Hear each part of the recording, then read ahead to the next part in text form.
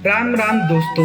आज सुबह जैसे ही मेरी नींद खुली तो देखा कि सुबह कब की हो चुकी है और आधा गांव अपने काम पर भी लग चुका था। मैं भी हाथ मुंह धोकर निकल पड़ा यह देखने कि आज गांव में कौन कौन सा तमाशा देखने को मिलता है। जैसे ही घर से बाहर निकला एक ट्रैक्टर धड़धड़ाता हुआ निकला। इतनी तेजी से जा रहा था कि मुझे लगा इसका भी कहीं इंटरव्यू होगा और ये लेट हो गया होगा। थोड़ा आगे बढ़ा तो एक बुजुर्ग बाबा अपने बैलों से खेत जोत रहे थे। बाबा ने पहले अपनी लुंगी को एकदम टाइट कसा, फिर बैलों को इशारा किया और हल चलाना शुरू कर दिया। भाई साहब जिस अंदाज में खेत जोत रहे थे ना, ऐसा लग रहा था कि इस काम में ये काफी प्रोफेशनल हैं। मैं भी उनके पास खड़ा होकर बातें करने लगा और वीडियो बनाने लगा। बातों बातों में पूरा खेत जोत दिया। फिर बाबा ने हल खोला, कंधे पर रखा और दूसरे खेत की तरफ निकल पड़े।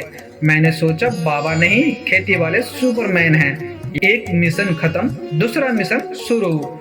थोड़ा आगे गया तो एक नौजवान भाई आधुनिक मशीन से खेत जोत रहा था। एक तरफ बाबा और बैल, दूसरी तरफ मशीन और डीजल, यानी खेतों का पुराना वर्जन और नया वर्जन दोनों एक साथ देखने को मिल गया। मशीन इतनी आराम से खेत जोत रही थी कि लग रहा था इसे कोई भी जल्दी नहीं है। मैं उसका भी वीडियो बनाकर आगे बढ़ा। तभी मेरी नजर दो बकरों पर पड़ी। दोनों आमने सामने खड़े थे और एक दूसरे को ऐसे घूर रहे थे। फिर दोनों थोड़ा पीछे हटे और धड़ाम ऐसा सिर भिड़ाया कि मैं तो डर ही गया। मुझे लगा इनके बीच भी कोई पुराना जमीन जायदाद का मामला चल रहा होगा। वैसे ही आजकल झारखंड में जमीन का मामला खूब चर्चे में है। फिर इनको किसी तरह से समझाया और ये मान गए। इतने में मम्मी की आवाज आई, अरे इधर आओ, नर्सरी में काम करना है। मैं तुरंत नर्सरी पहुंच गया। हमने भी अपना फावड़ा उठाकर अपने खेत को खोद डाला। फिर क्या था, बराबर किया, मंडुआ का बीज निकाला। इतना बढ़िया बीज था कि देखकर ही किसान का मन खुश हो जाए।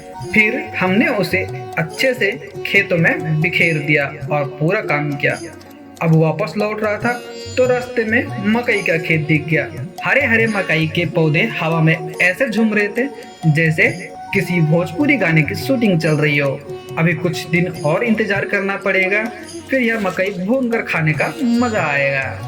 आगे बढ़ा तो एक पुरानी बैलगाड़ी दिखाई दी। दोस्तों आज हमारे पास बाइक, कार और ट्रैक्टर है, लेकिन एक समय था जब यह बैलगाड़ी गांव की पूरी ट्रांसपोर्ट कंपनी हुआ करती थी। ना डीजल चाहिए ना पेट्रोल चाहिए, बस बैलों को चारा खिलाओ और चल पड़ो। फिर क्या था, इधर देखा तो हमारा बछड़ा धूप में बंधा हुआ था। मैंने सोचा इसे खोलकर छाया में कर दूं। मैंने जैसे ही इसकी रस्सी खोली तो ये ऐसे भागा जैसे पुलिस पीछे लगी हो। अब वो आगे आगे और मैं पीछे पीछे।